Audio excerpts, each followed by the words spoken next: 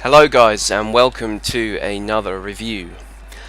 Today's game is the Ashes Cricket 2009. So, yes, folks, it's Johan, the South African.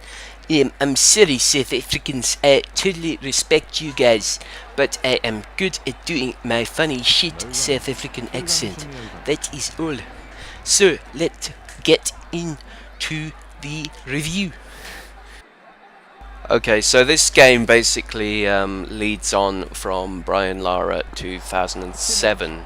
It's once again another Codemasters game, although this one is developed by someone else. It's just published by Codemasters.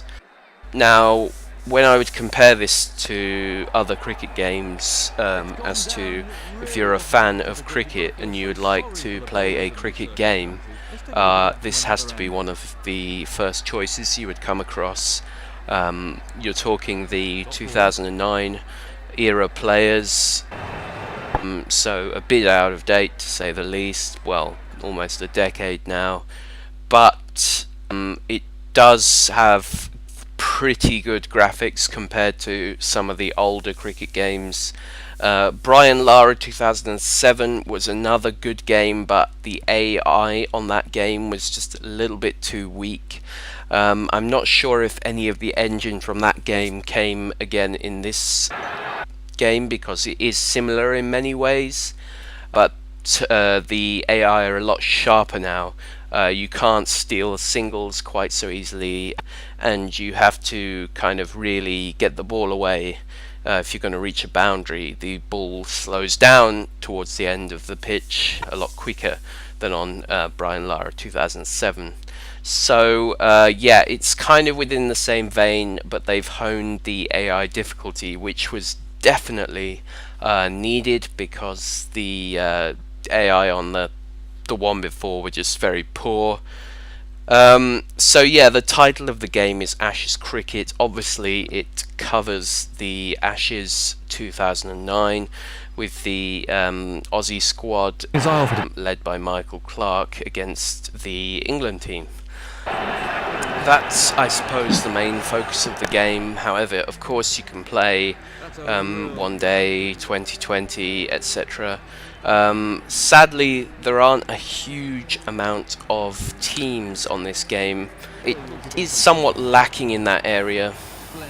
So basically, you get 7 or 8 international teams. I mean, you get the usual suspects, right? The you know, the big teams such as Pakistan, India, Sri Lanka. Then if you go to England, Australia, New Zealand, South Africa, and I'm sure I've missed a few, maybe Zimbabwe, oh yeah, and West Indies. However, that is more or less it. I think they have Bangladesh and Kenya and Ireland. There's no Afghanistan, and I'm sure there are 1 or 2 other nations that have been left out. But the other thing is they don't have any club sides either, so you are always playing international cricket. I'm sure there are mods out there that allow you to play different leagues. I think there's actually an Indian Premier League mod out there. Obviously the Indians love their cricket, so someone's done that. But yeah, it's not really a strong point, and also a lot of the players, they don't use the real names, and the likenesses, they vary. Some are pretty much on point. They look just like they do in real life. I mean, like, you're talking Alistair Cook, Ian Bell on this game look quite similar to their real life counterparts. The player models are actually slightly stylized on this game. They tend to have quite large heads.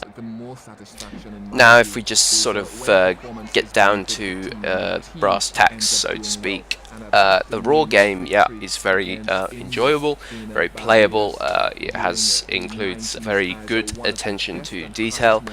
I like the way that during a match, as you you know, middling shots off to the boundaries and things, if you look closely, your bat actually has the red stain of the ball on it. I mean, that's just kind of cool, isn't it? I mean, I used to always When I played, you know, club cricket in England, I've played a bit. I was a bit more of a batter, and I would like looking at my bat after a match, thinking, "Ha, well, I got a few shots in there before I was out."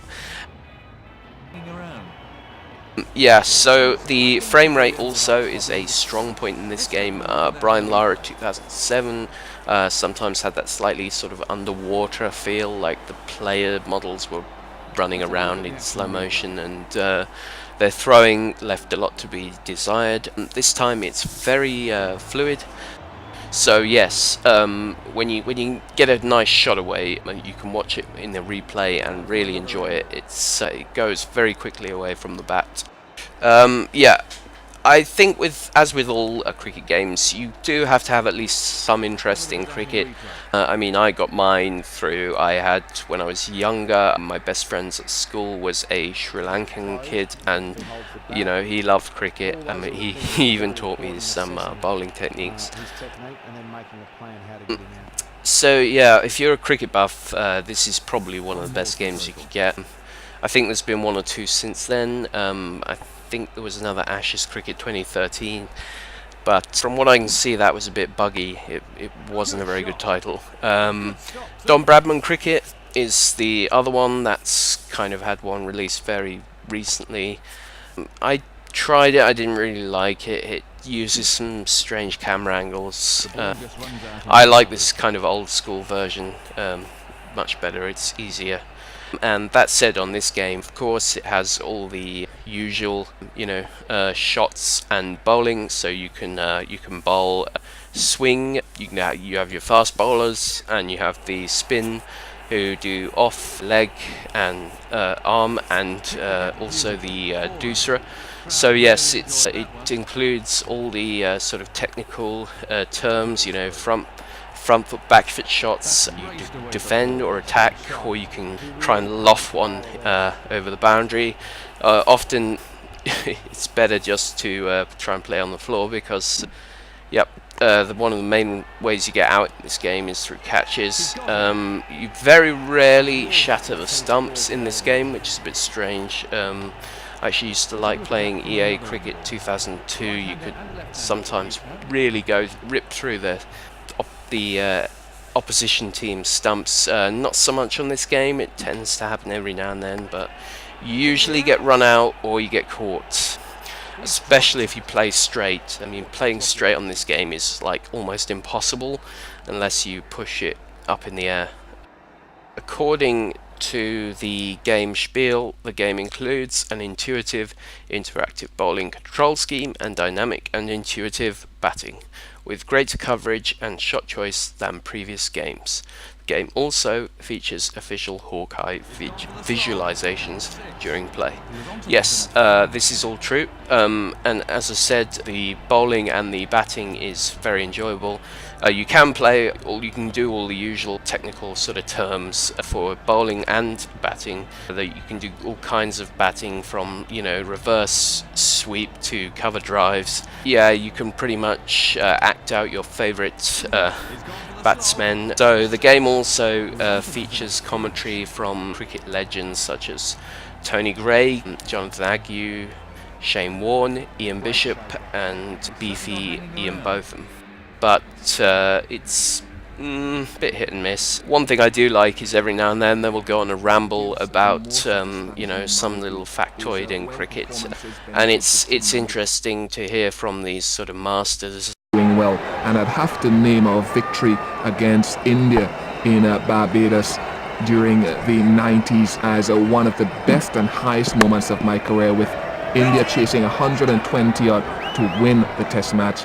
We ended up bowling them out and winning the test match by just about 20 runs or so. It's one of the greatest achievements against the odds from a team perspective, and that stands out for me. What gives the right shot?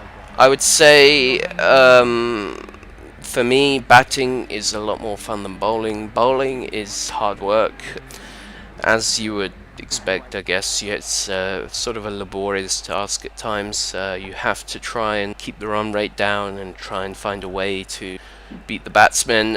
Obviously, as I said before, you can catches win matches, and Catches on this game are probably the most common way someone goes out. However, the catching system is such that if you're not using a guy who is good at fielding, you often will not make the catches. It's almost impossible to make certain catches. Obviously the harder ones where it's coming at you very low or fast or very high in the air, you get too long to think about it, etc., just like in real life. So yeah, I mean, for me, this is kind of, I think, as good a cricket game I've played. The thing that I do say is a very strong point with this game is the AI. As I said, they can provide a challenge. On normal difficulty, I actually find it's quite tricky. You have to concentrate to win. So yeah, there's not really a problem there. One weird thing, I guess, is that the AI tend to, like, you know, bat very openly, and they go for very hard and high shots quite early on. Sometimes they're very attacking. They maybe shouldn't be quite so attacking. Otherwise, it's difficult to find too much to critique this game. There's a few little bugs and things. Sometimes the field will ignore the ball and you can just run backwards and forwards. And the AI can be a bit thick when it comes to running between wickets. They often get run out.